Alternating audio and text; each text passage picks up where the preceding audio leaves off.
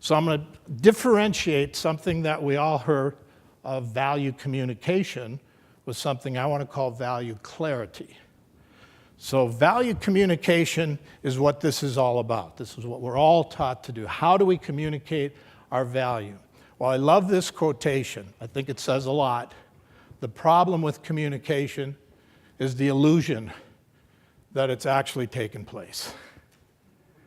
Because I've told you how much value I have, because I've described the feature of my solution, because I've said it reduces turnover by, it increases X by, somehow or another I assume that you have, as a customer, had the ability to translate that phrase into financial impact.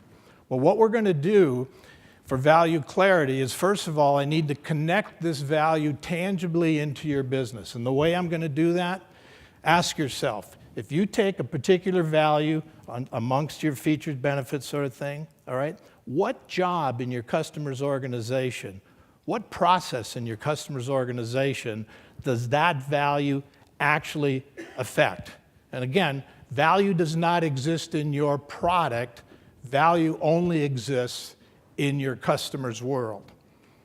For example, if I have a Lipitor pill here, what's the value proposition for Lipitor? It reduces cholesterol, okay? Now it's in my hand. How much value does it have? Okay, are you okay with this next statement? It's kind of rough, but I've got to give it out. Your solutions have no value. Make sure you write that down. Take it back as something you've learned at the conference. Here's this Lipitor pill. It has no value unless the patient has high cholesterol.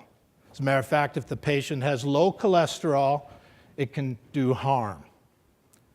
Also, it has no value unless that patient with high cholesterol takes it every day at the same time. Otherwise, it messes with it, all right? So connecting your value to a specific job, tangible evidence. What's the physical symptom? What's the shortness of breath? What's the numbness of the arm?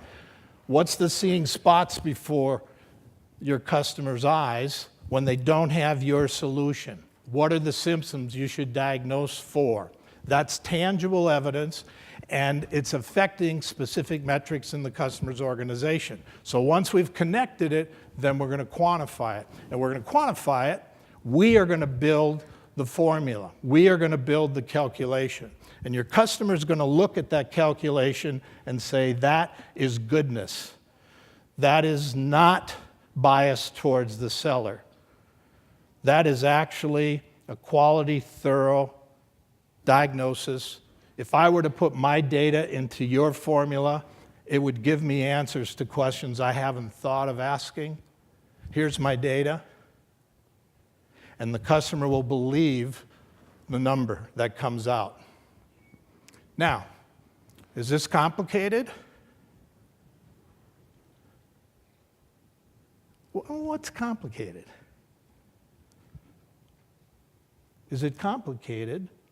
I'm going to say no.